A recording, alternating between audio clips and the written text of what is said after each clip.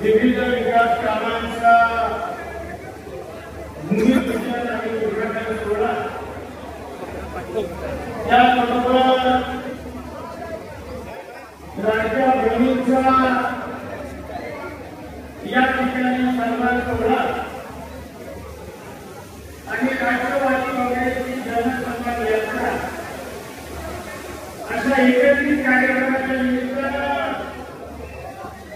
त्यांचा शुभ हस्ते आणि त्यांच्या समूहामध्ये हा कार्यक्रम पार पडतो ते आपल्या सगळ्यांचे नेते राज्याचे लाडके उपमुख्यमंत्री आणि राष्ट्रवादी काँग्रेसचे अध्यक्ष आदरणीय अजित दादा यांची नियुक्ती झाली ते सन्माननीय नितीन पाटील कार्यक्रमाला उपस्थित या जिल्ह्याचे ज्येष्ठ नेते आदरणीय भगतराव अम्मा महाराष्ट्र प्रदेश राष्ट्रवादी काँग्रेसचे सचिव आदरणीय भगतराव अण्णा जिल्हा परिषदेचे माजी अध्यक्ष उदयराव गरुले याबरोबर जिल्हा परिषदेचे माजी उपाध्यक्ष नितीन बापू तालुका सरकारी समितीचे चेअरमन सन्माननीय शशिकाला मुंबई मुन्सिपल बाजार समितीचे संचालक आणि माजी सभापती बाळासाहेब सोळसकर कारखान्याचे उपाध्यक्ष प्रमोददादा शिंदे दुसरे आपल्या कारखान्याचे उपाध्यक्ष राजेंद्र राष्ट्रवादी काँग्रेसचे ज्येष्ठ नेते आणि घटना तालुका अध्यक्ष दादा मालका समीर बाबा गायकवाड रामेश्वर गायकवाड इत्यादींचे बाजूला निरंजन बाबा किशन शेटे नितीनजी निनाले पुलिंग माधव मस्कर भंडा नाना ज्येष्ठ नेते नाव घेण्यासाठी गोरेगाव सातारा आणि विविध जिल्हा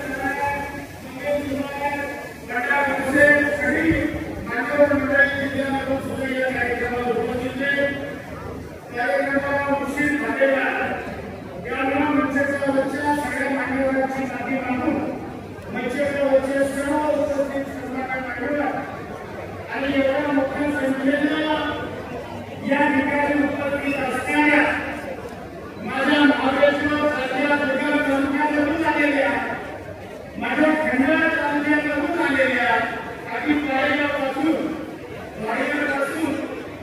ते वाई तालुक्यामधील आधी पश्चिम भागाच्या कोकणापासून या कार्यक्रमाला उपस्थित असणाऱ्या तिन्ही तालुक्यामधील आमच्या सर्व उपस्थित आमच्या लाडक्या बहिणी त्याचबरोबर तिन्ही तालुक्यामधील विविध संस्थांवर कार्यरत असणारे सर्व अधिकारी पदाधिकारी मान्यवर कार्यकर्ते मोठ्या संख्येनं जमलेले सर्व आपण उपस्थित कार्यकर्ते बंधू भगिनींनो आणि पत्रकार बंधू खरं तर ज्या दिवसाची आपण सगळेजण वाट बघत होतो तो दिवस खऱ्या अर्थानं आज आपल्या वाई विधानसभा मतदारसंघामध्ये अर्थ झाला कारण गेले 15 वर्ष माझ्या सगळ्या कार्यकर्त्यांना या वाई विधानसभा मतदारसंघाचं प्रतिनिधित्व करण्याची संधी ही सगळ्या तुम्ही मंडळींनी या ठिकाणी मला दिली तुम्ही सगळेजण माझ्या पाठीशी उभे राहिला मला घडवून प्रेम दिलं मला कळवळ दिलं त्यामुळे मकरंद पाटील या विधानसभा मतदारसंघाचा 3 वेळा आमदार होऊ शकला काम करत असताना काही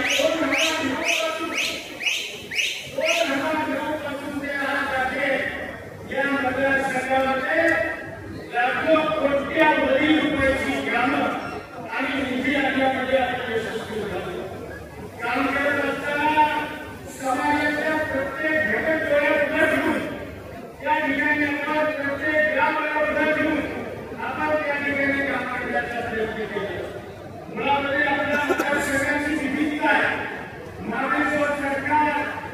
अतिवृष्टी पडणारा किंवा खूप पाऊस पडणारा प्रदेश महाराष्ट्रात शेतात पूर्वीचं सुद्धा रेकॉर्ड यावर्षी होतं पावसामध्ये एवढा प्रचंड पाऊस माझ्या महाराष्ट्र तालुक्यामध्ये पडतो. मग त्या ठिकाणच्या असणाऱ्या समस्या वेगळ्या आहेत. माझ्या वैद्यकीयमध्ये असणाऱ्या लोकांच्या आणि भागाच्या समस्या वेगळ्या आहेत. कारण पश्चिमेकडे डोंगरी भाग आहे आणि पूर्वेकडे जसं जसं येईल तसं पाऊसमान कमी आहे. त्यामुळे वैद्यकीय वेगळे प्रश्न आहेत. माझा खंडाळा तालुका आज खराब देण्याकडे असा दुष्काळी तालुका. परंतु दादा तुमच्यामुळं आता काही तुम्ही केलेल्या कार्यामुळं निश्चितपणे मला खंडाळा तालुक्याचं सुद्धा चित्र हे त्या ठिकाणी बघायला लागले.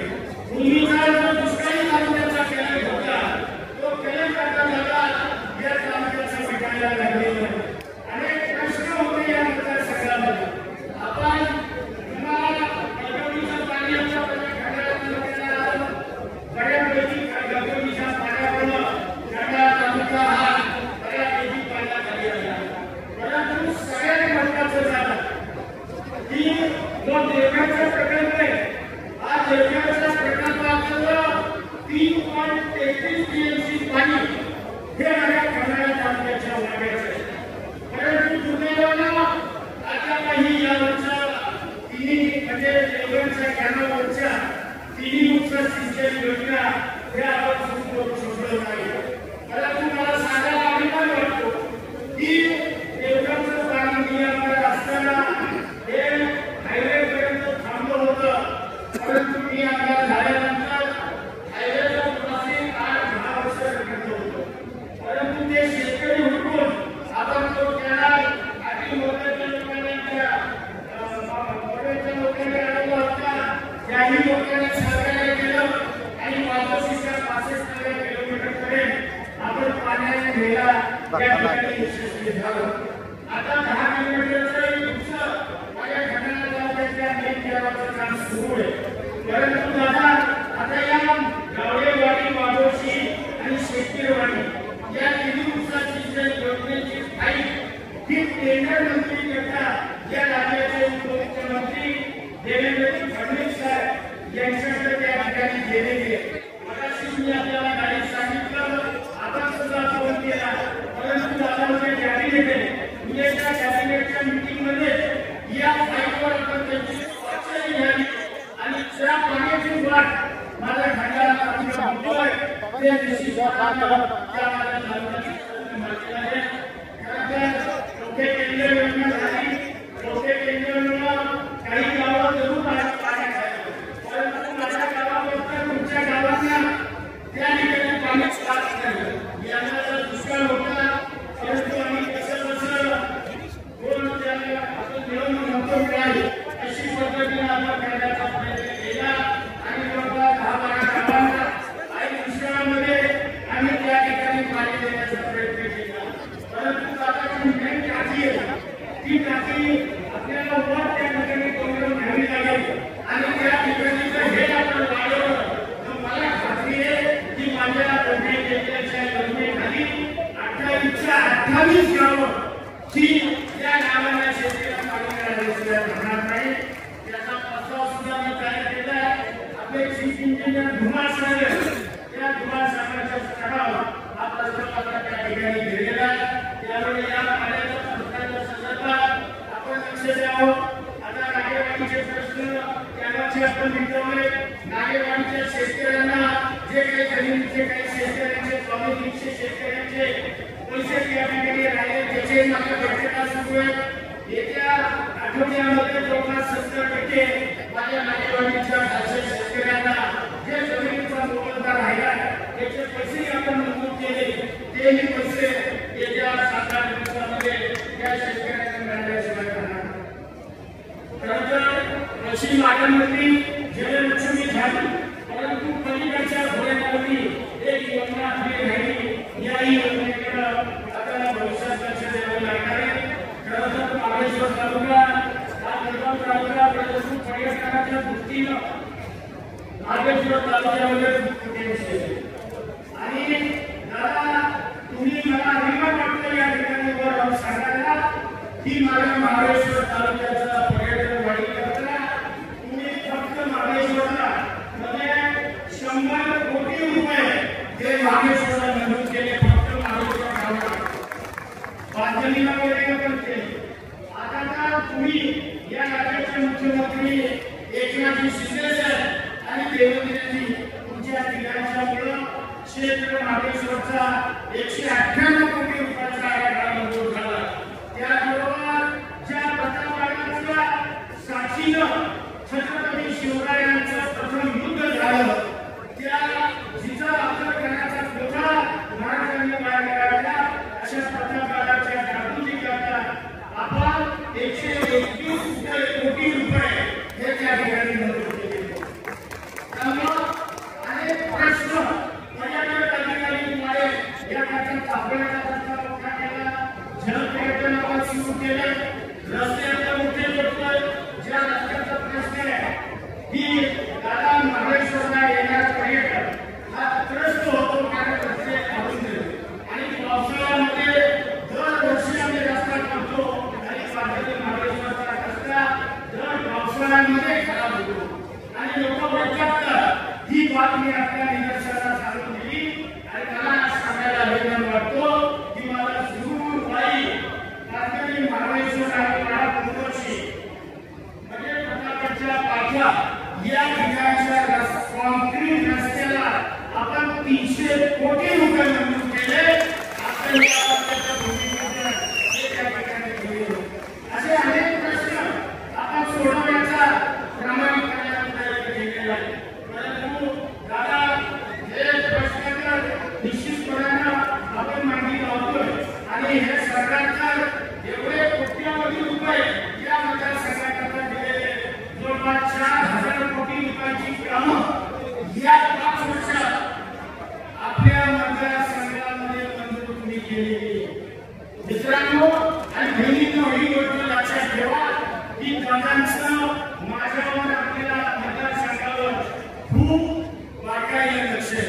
त्यांना मी कुठलाही प्रश्न समोर घेऊन गेलो तर ते माझ्या कुठल्याही प्रश्नाला आजपर्यंत नाही म्हटलेले नाही.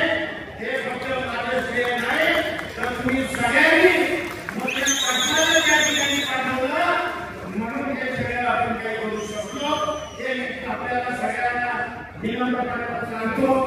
खरं तर दादाच्या निवडणुका आल्या काही वेळेला गडबड होत्या परंतु तुम्ही जे निर्णय घेतले सरकारनं आपल्या विशेषतः आमच्या लाडक्या बहिणीच्या संदर्भातला निर्णय मला सांगा आजपर्यंत या राज्यामध्ये आमच्या बहिणींकरता कुणी काय केलं होतं मला सांगा.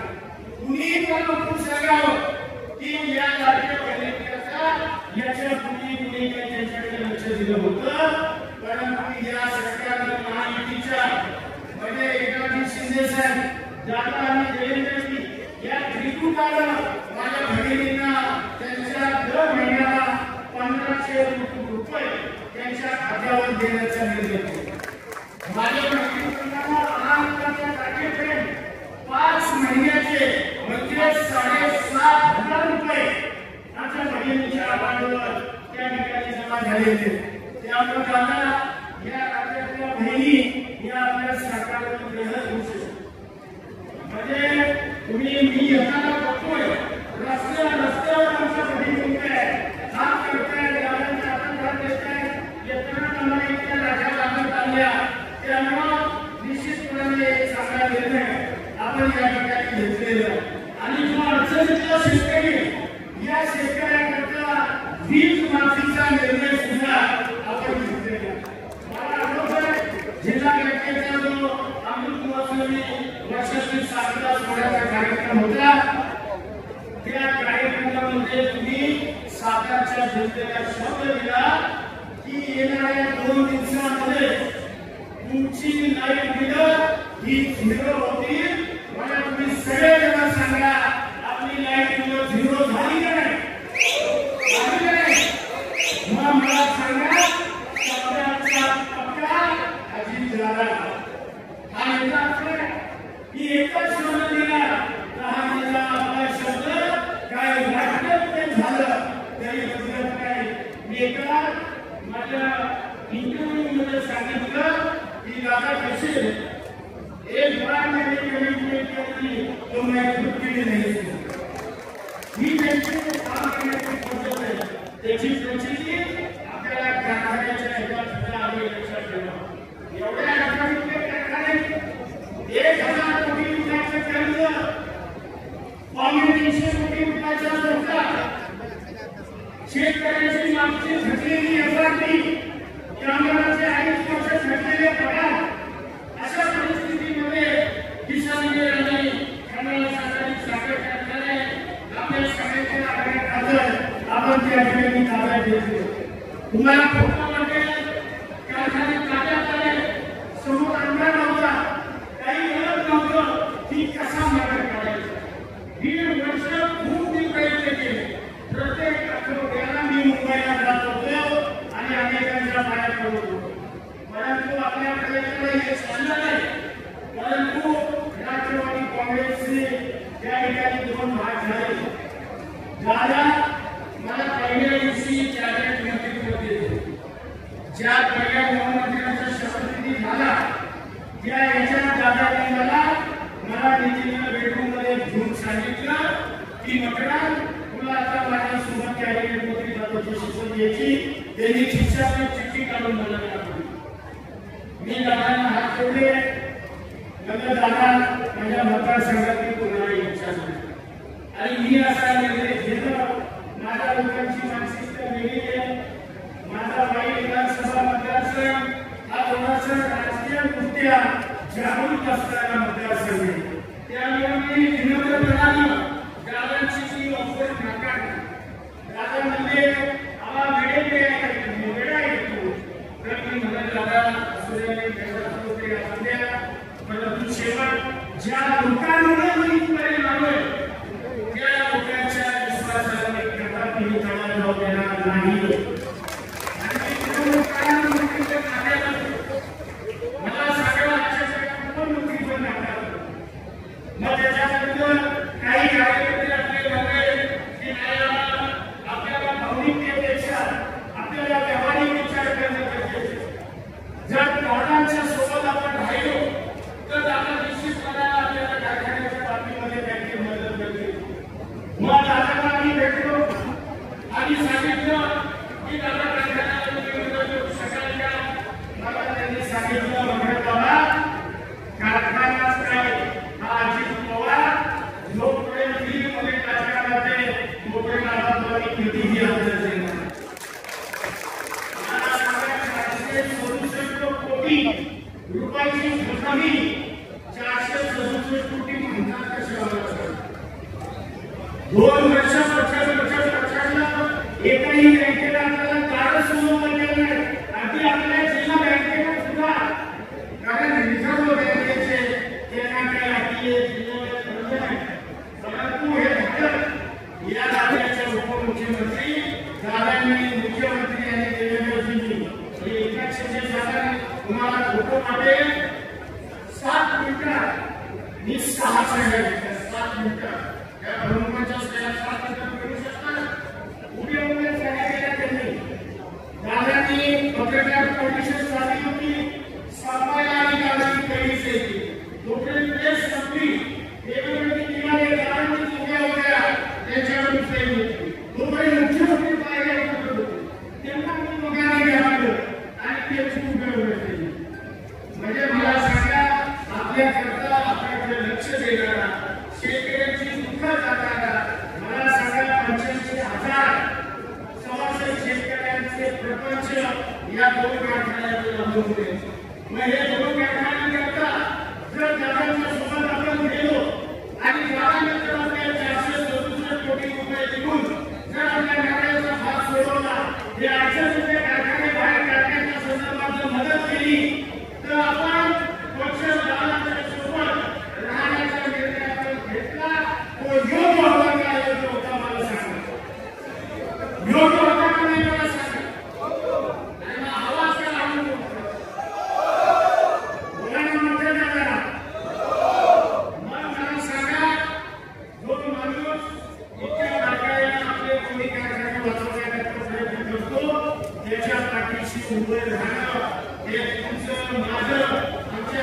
गृहिणींचं एक या ठिकाणी प्रथम कर्तव्य.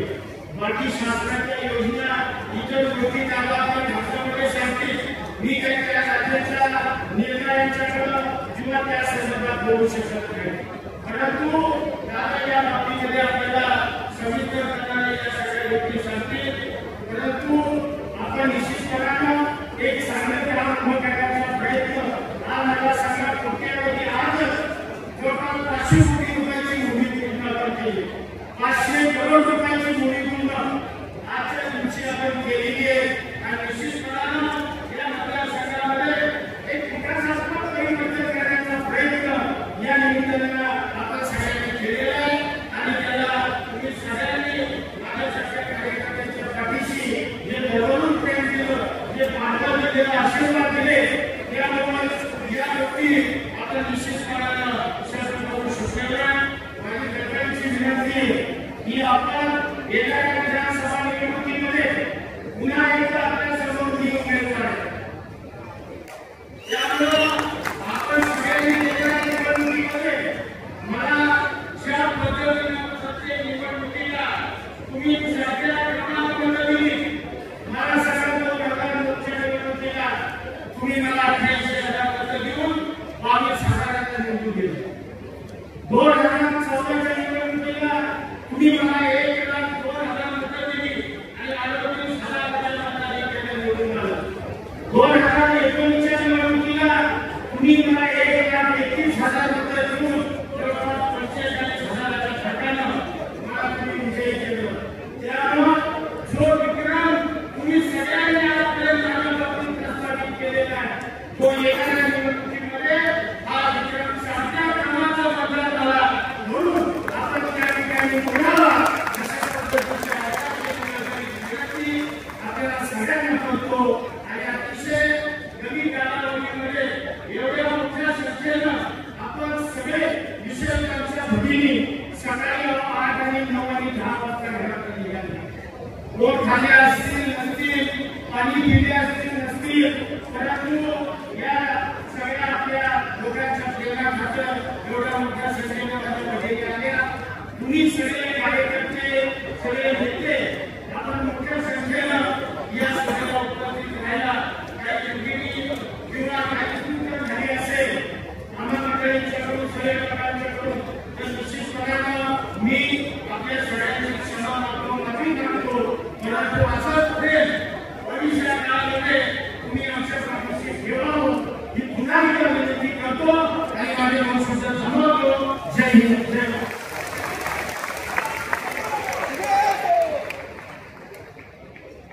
तुमच्या कर्तव्याचा रास्त असेल अभिमान. माननीय दादांच्या हस्ते विविध विकास कामांचं उद्घाटन, भूमिपूजन ही प्रणालीद्वारे मिळालेली बहु रस्त्याचं आणि रस्त्यावरील नव्या पुलाचं उद्घाटन